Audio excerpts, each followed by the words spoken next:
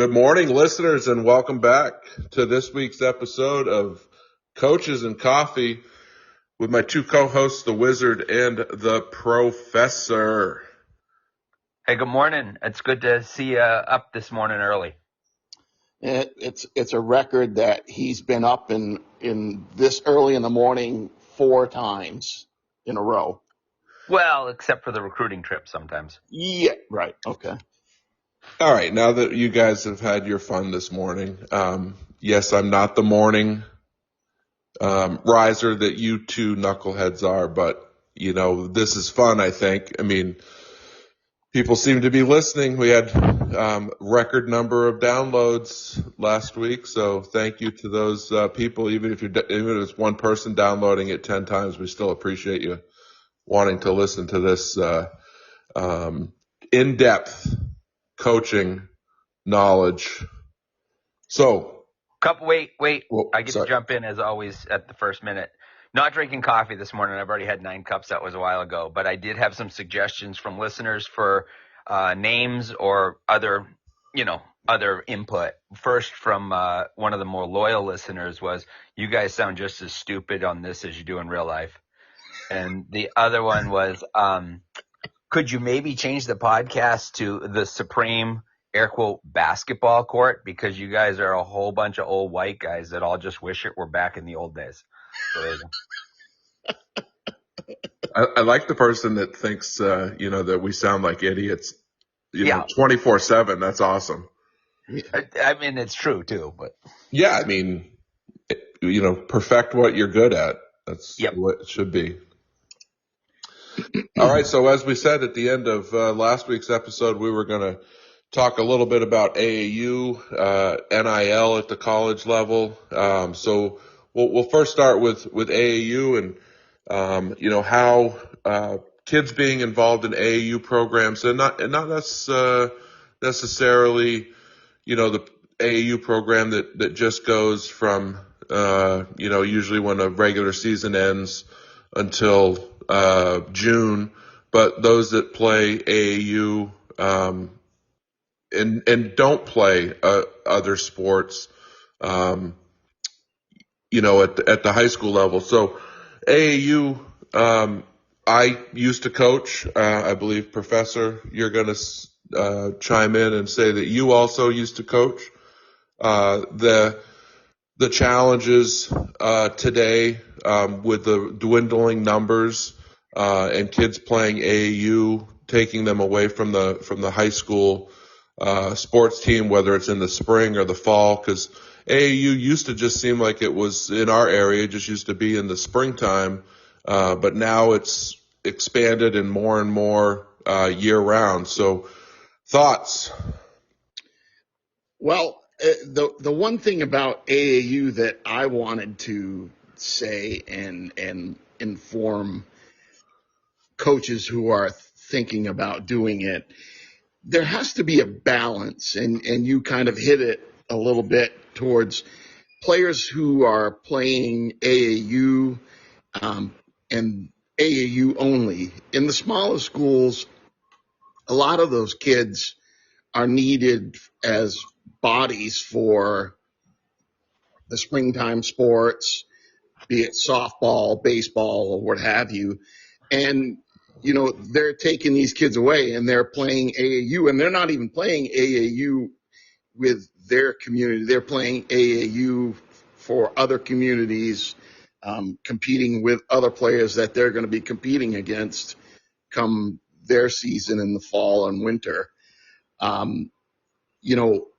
We followed the rule where we were not allowed in any season or what have you. Coaches were not allowed to coach AAU.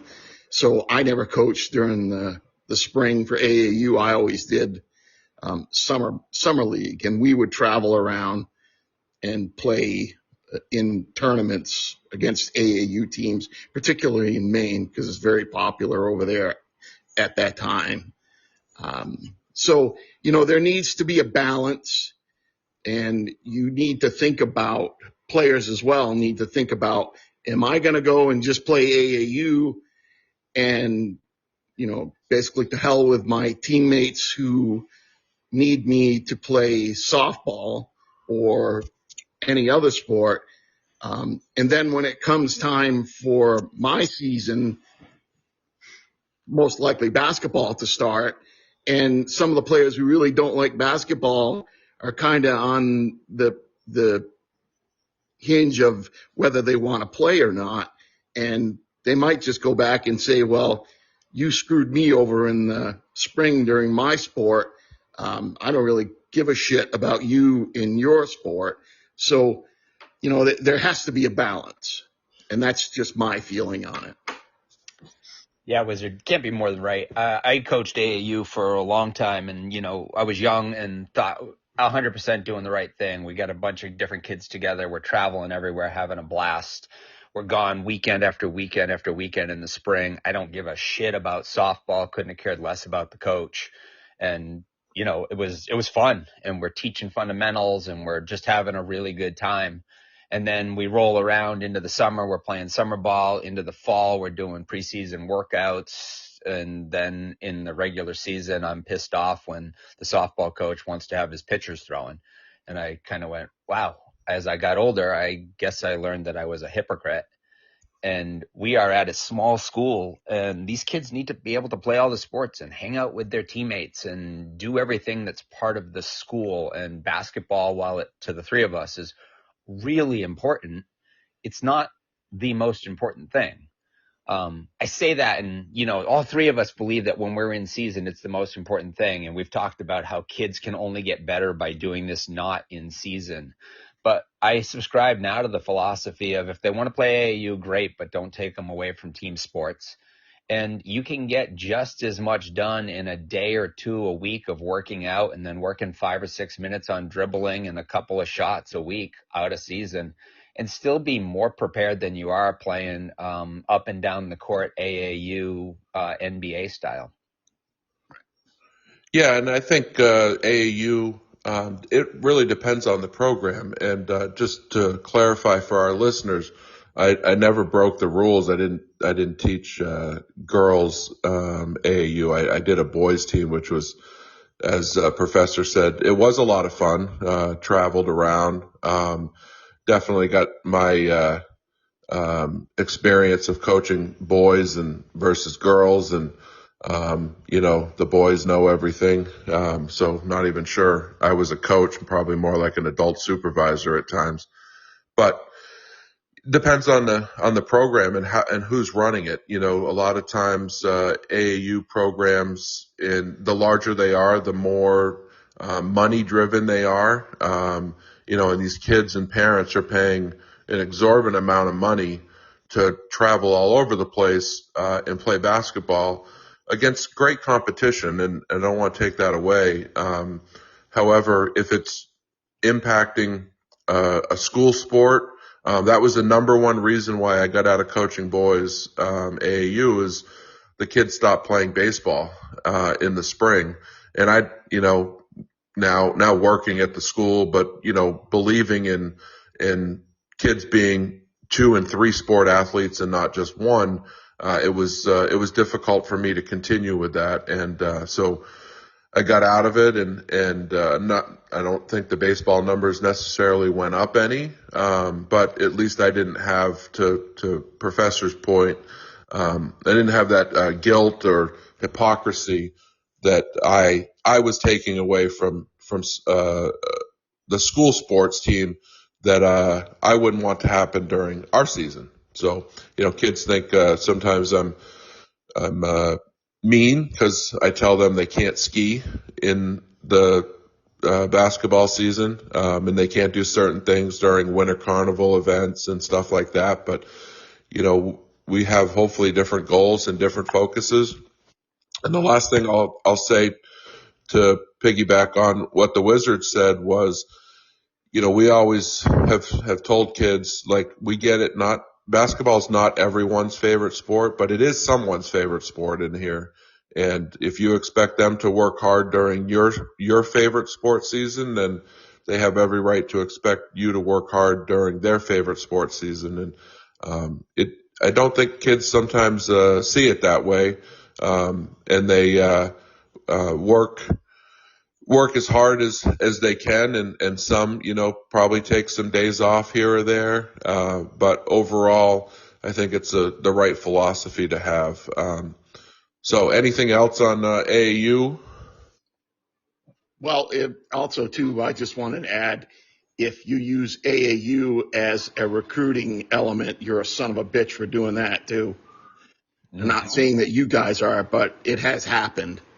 You've called us that before, but amen to that comment. And I've got another comment too on AAU, which is going to lead us into the NIL.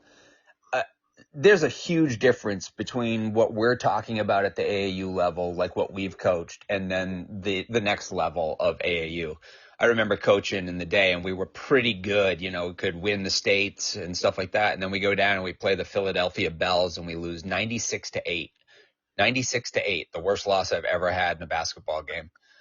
I hope so. But 7 of those kids on that team were going to a D1 college program. Right. And that level of AAU, that's a whole different deal. We're going to talk about the NIL next. But if your kid is that good, have them play AAU for an elite team. Have them play all year long and have them get a $60,000 scholarship. Amen to that. Right, absolutely. But don't run a small AAU program around here and try to pick off those kids that aren't quite that level, but they're good enough to make your program really good. I've been accused of trying to steal a kid to play, a regular season for me after playing AAU for me. And I remember saying to the parents, you can't send your kid to my school to play D4 basketball. Keep them in their hometown and, let them be happy there. And kudos to you for having that conversation, because I think there's definitely history, not just in New Hampshire, but everywhere, AAU of high school coaches getting in trouble for recruiting, coaching AAU of a bunch of all-star kids, and then miraculously one or two of those all-star kids that don't live in their town that they coach in all of a sudden start playing for that coach the next winter. And it's unfair. It's unfair to do that. That's really not what AAU is for. One of the toughest things that I find when we have kids that just play AAU in the spring and then we go into the summer, the one thing that AAU doesn't really put a lot of focus on at the level that these kids play at in the tournaments they go to. The officiating is extremely different. Generally, you have, two officials that are doing like 14 games in a row. They just want to collect their money, so to speak, but they also don't want to make the games any longer. So fouls in AAU aren't necessarily called the same way as they are at the high school level. And so kids have to learn to adapt from that.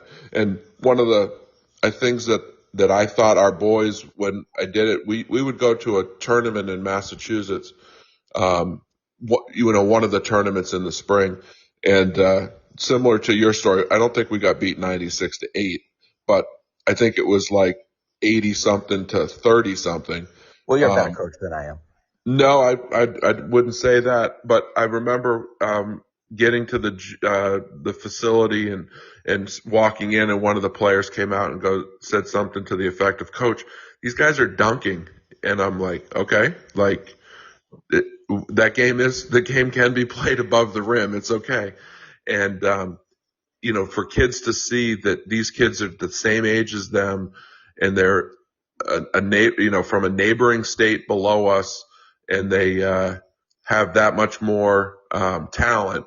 I mean, we didn't go to Philadelphia, but sometimes people don't realize, we're just a small pond up here, and there's a much larger ocean out there with bigger fish that have more skills than us, and that's okay. We have to keep things in perspective that we coach Division IV basketball and not at the elite level. Our kids, Wizard had said a while back on a podcast, like, they're not going pro. So if that's what they think they want to do, that's great. You can have goals, and I'm not here to shatter goals, but I'm also not here to support unrealistic expectations. So. Hey, and I think the hardest thing for us in AAU nowadays too is that we're going to talk again about NIL, but the game is transitioning, and so us on the Supreme Court here, we like the style that we used to coach, and AAU has become pretty much a track meet with a lot of super athletes, but it's really emulating the professional basketball, which pours down to the college, which pours down to high school. And it's not the style I like. We used to have these kids go off and play AAU, and then we'd spend the first 3 weeks of practice trying to teach them how to play defense again. So, I mean, I know we all don't feel great about AAU, but I think as I've gotten older, I understand the benefits, but I don't think that a lot of parents are understanding the benefits of spending $2,500 to $5,000 a season to send their kids to the Wizards' point to not become professional basketball players. Yeah. Defense. We're talking defense? We teach defense. I thought it was just like how many points you could score. Jeez. All right. So that's a great segue into NIL, which obviously has transformed the college landscape. There's a ton of athletes, in the past that were probably heavily recruited. The Reggie Bush story comes to mind. About, getting paid behind the scenes, and, other athletes, their parents miraculously get this, $500,000 house, and this kid goes to the school that anonymous donor, put forth the money. So I think I mentioned it a little bit, last week is, the challenges when we were talking about the greatest college sports team, Cinderella sports team, to not quite win it all. And I think basketball and football are the heaviest drivers of NIL. Caitlin Clark helped put on the map, women's basketball again, although I still prefer watching that, over, some of the men's college game. But the likelihood of a Cinderella, so to speak, a small market team, unless players are going with the understanding that, hey, I'm going here to be a better basketball player, I'm going here to get my degree, and move on, NIL is truly impacting where these kids, where in college they can legally recruit.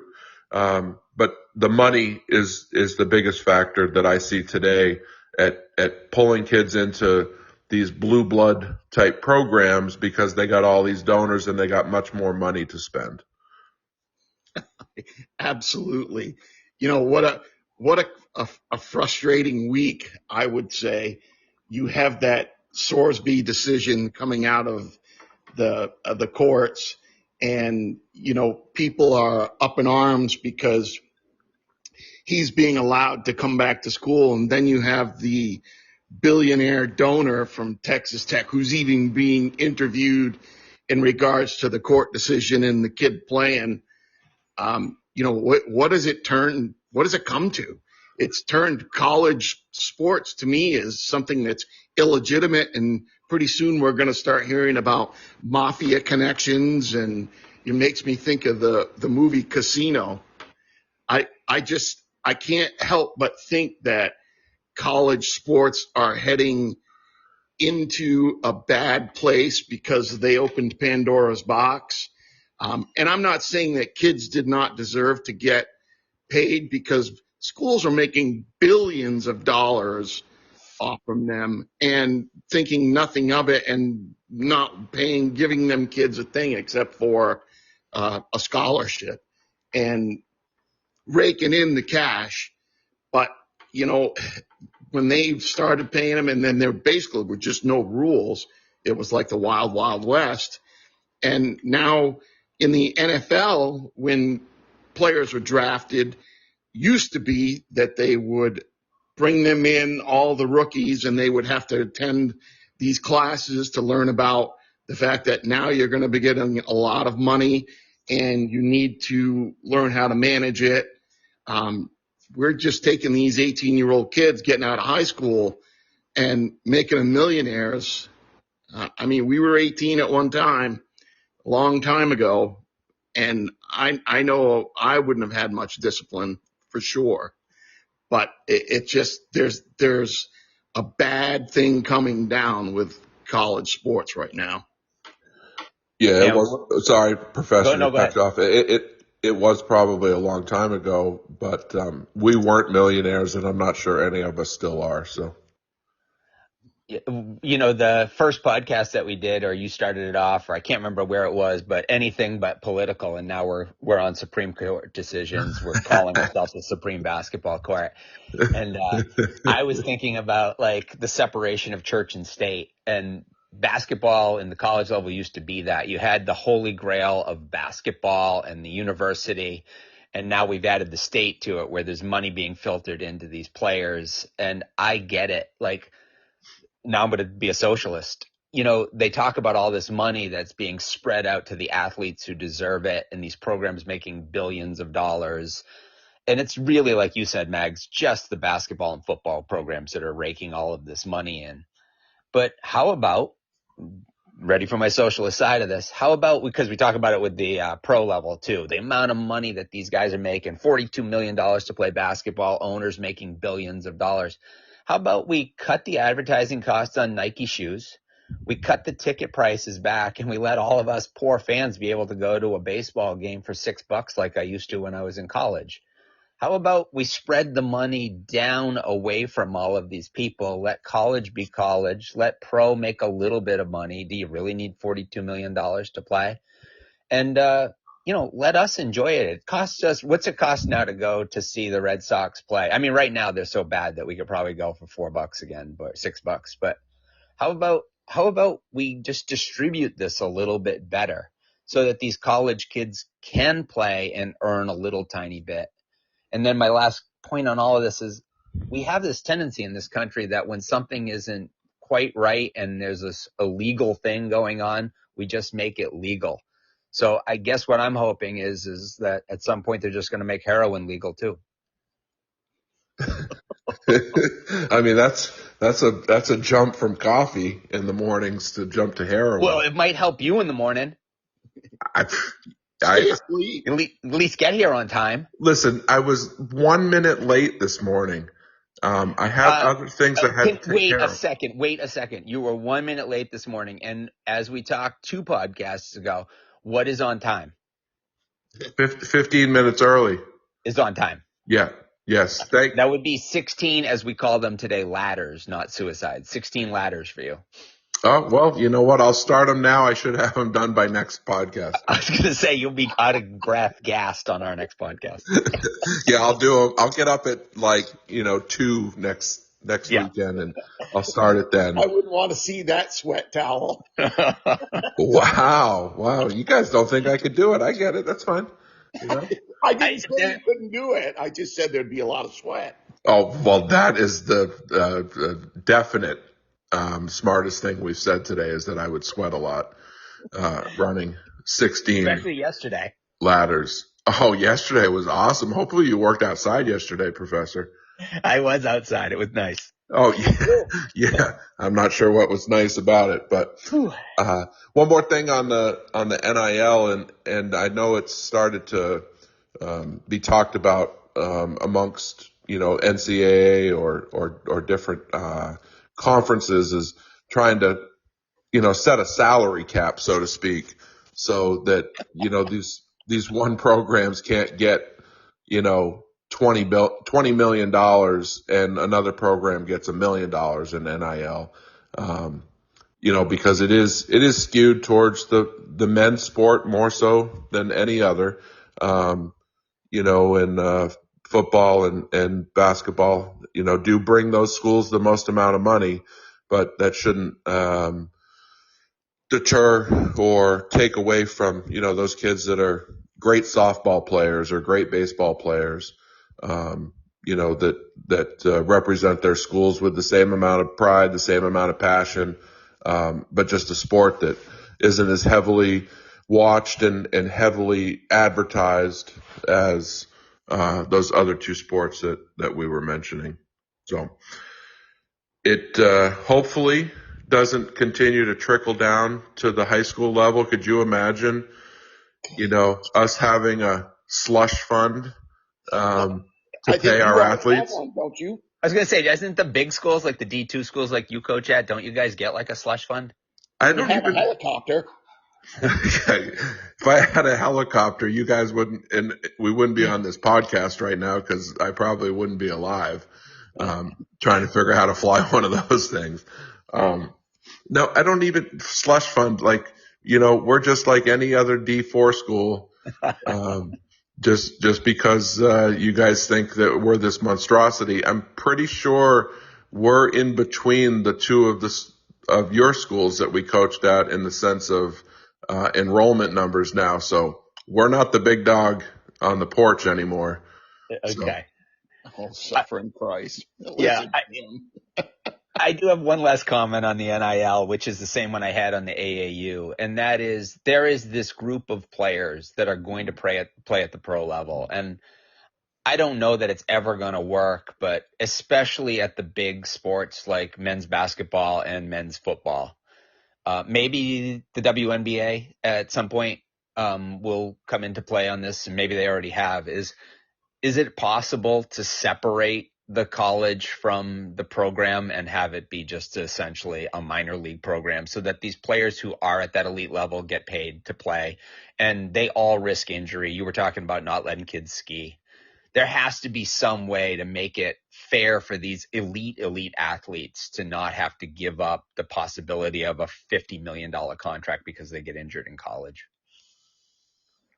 yeah, that definitely plays into the fact or the factoring in why college kids, at least at the basketball level, I know they can't do it in football, but they're the one and done era, so that they can go get paid. And kudos to them. That's the capitalist society that we live in, and the money's there.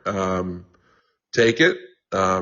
Hopefully, as the wizard was saying, that they got somebody smart behind them that's teaching them how to manage money that is unrealistic in our lives. But to be 18, 19 years old and sign your first, even if it's like the minimum contracts that you can sign, and let's say you're making $5 million a year. $5 million a year is a good chunk of change to play a sport that, you love, and that we pay a lot of money to try to go watch when we can afford it. I'm not as wealthy as the two of you, so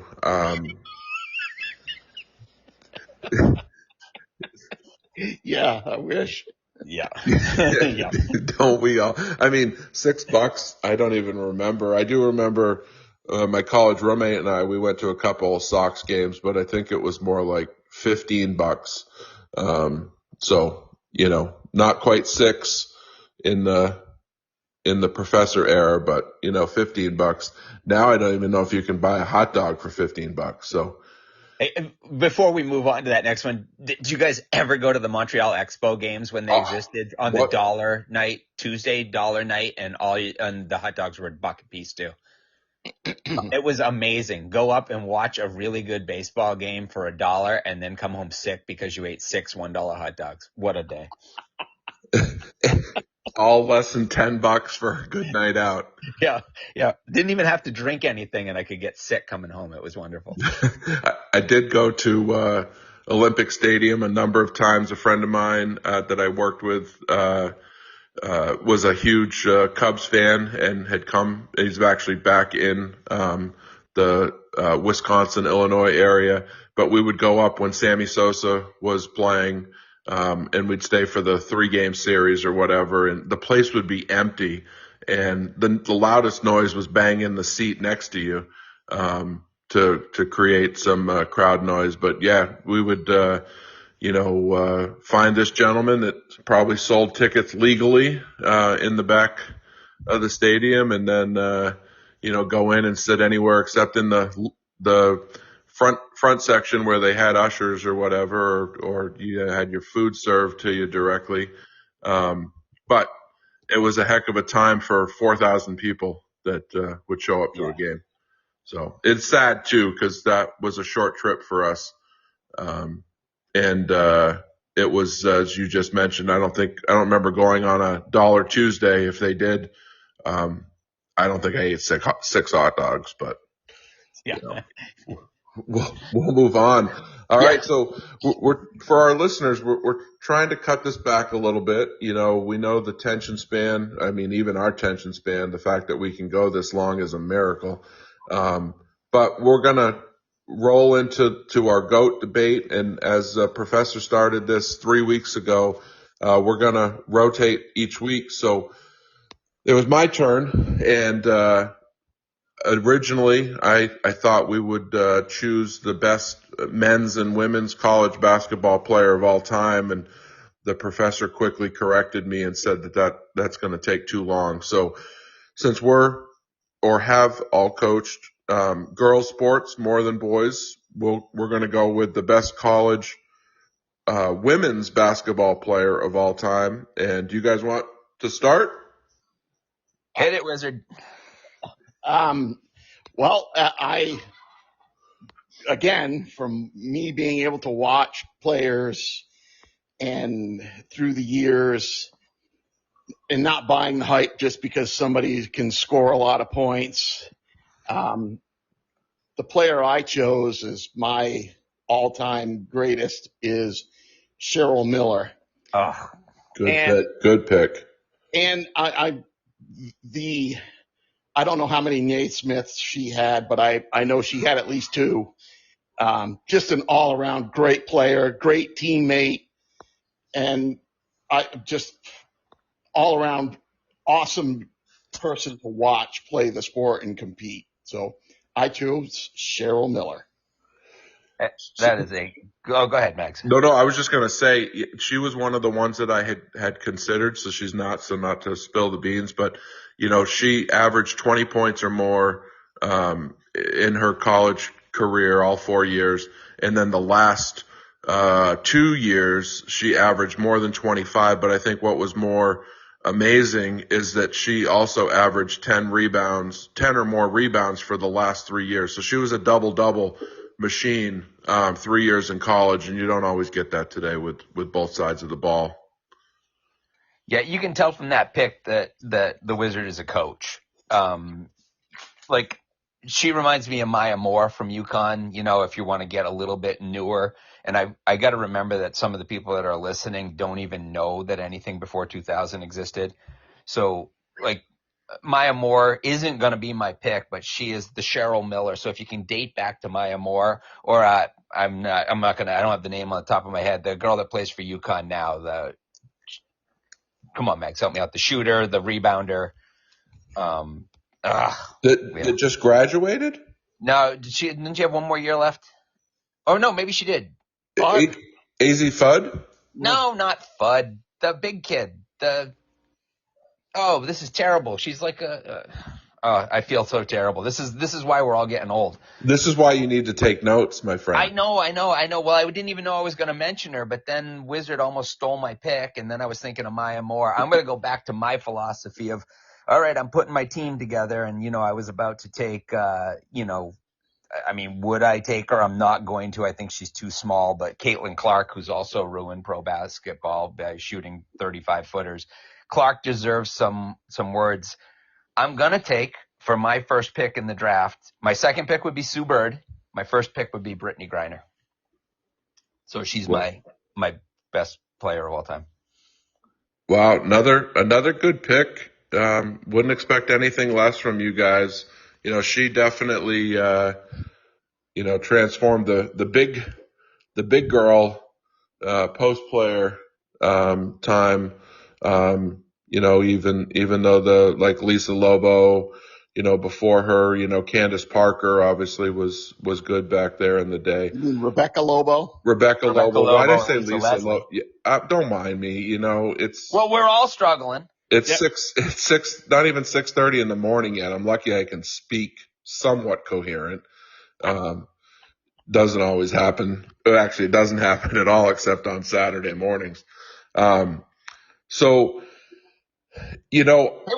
Wait. This is that moment when you were senior. We're old. Sarah Strong. Sarah Strong, yes. Okay, number All the way 20. back to where I couldn't come up with the name of the UConn. Maya Moore, Sarah Strong, Cheryl Miller. There you go. Number 21, I believe, and the one that ripped her own jersey and Yeah, Coach you can Ori. come up with her number, but you can't come up with her name I for me? could see her. Dude, I'm a Okay, go numbers ahead. guy. Sorry, I didn't mean to interrupt, but those moments, all of a sudden it flashes in your mind. You're like, there it is. Yeah. She was the one that ripped her jersey at the end of the third quarter, and Coach Oriema thought that somebody else ripped it, and that's why they weren't getting calls. And then Gino had the worst moment in his coaching career. We can go into that sometime. We've probably all had a worse moment. At least I can say I have. But all right. Anyways, on to my pick, and you guys, Cheryl Miller was definitely in my top two. Caitlin Clark transformed the game. Probably is the most underappreciated WNBA player right now in the sense of what she has done for the WNBA, and maybe they'll get paid someday. But not just because this player was, 4 for 4, and the only player to my knowledge, I didn't do a ton of research on this. On the women's side, there's definitely men's college players that won 4 championships, aka the UCLA Bruins. But Brianna Stewart, went to UConn in the early 2010s, 4 consecutive years, 4 consecutive national championships, and she was the most outstanding player, MVP, whatever we want to call it, all 4, of those years. So, as a freshman, stepping in and being the best player on arguably the best women's college basketball program of all time. But to do it 4 years in a row, we talked a little bit, maybe a lot bit, about, how difficult it is to win a championship. So Brianna Stewart was my pick. I think she impacted both ends of the floor. I think one of the stats that I wrote down is that she averaged, over 3 blocks per game over the last 2 years of her college career. So we go Cheryl Miller and sorry. Go ahead. Brittany Griner. Yep. Sorry, Brittany Griner. I should have wrote that down. And then Brianna Stewart. Any final comments on our GOAT debate? No. Go ahead, Wizard, if you got one. No, I just was. I was kind of a little surprised about Brittany Griner, but. Well, this is what my argument's going to be, and I'm going to ask Mags, because if I'm putting a team together, Cheryl Miller's on it. I mean, Brianna Stewie's on it too. But if you're drafting number 1, remember, this is a debate. This isn't us just kissing each other's ass. Yeah, right. If you do that more than any one of us. Yeah. Are you taking Brianna first in a draft? Over we didn't even mention Asia Wilson. I mean, come on. Are you taking Bree first? If we want to change the debate, so if we want to make it to all right, if I'm drafting a team today. Wouldn't that be who you take first? But does that make them the greatest player of all time because I would draft them first? I would think so. See, that's where I guess we differ, which is great for the podcast that we have differing opinions. Your pick a few weeks ago with Steph Curry, definitely transformed the point guard position. But looking at history and defining a point guard, we looked at it from a different lens, and I think that's okay. I mean, we didn't even talk about Cheryl Swoops. No kidding. Because that was all before our time, right? Well, my time anyways. Yeah, right. You kids. Okay. The reason I bring all that up is because at some point, if we continue this podcast for long enough, we're probably going to debate the greatest NFL player of all time. And I'm going to come back to this, just to this one. I'm going to have it recorded and we're going to play it just before. That's all I'm saying. That's fine. That's fine. you're right. That might be a sport that it's not somebody that's, that won the most championships, in my opinion, if you know what I mean. Miami Dolphin and Pittsburgh Steeler fans here. Just go ahead. That's all right. All right. Well, nothing else on the old GOAT debate? No, I'm good. All right. Well, thank you again, gentlemen, for being on time. I will work on my ladders. I'll maybe buy a GoPro, put it on, so you guys can see the struggle is real. For you, it's going to be the Upright. GOAT Pro. And the next thing you do, you see the floor. Yeah. And there goes the camera. And until the EMTs roll them over. Funny story about EMTs. Not as we conclude this, my wonderful wife had asked me to do a 5K. This was probably, I don't know, five years ago, up in Colebrook of all places. And I think it was for like the Kiwanis or whatever. And I went over and introduced myself to the ambulance crew before it started. Just told them if they got a call, it was probably for me to come rescue me off the course. I'll see you guys in 2 miles. Yeah. I did survive. I did make it, but definitely not the easiest thing I've ever done. And probably not the hardest either, but I'm not a runner, never pretend to be. So you're going to have to be patient. We'll have to see if Wizard picks you as the greatest 5K-er of all time.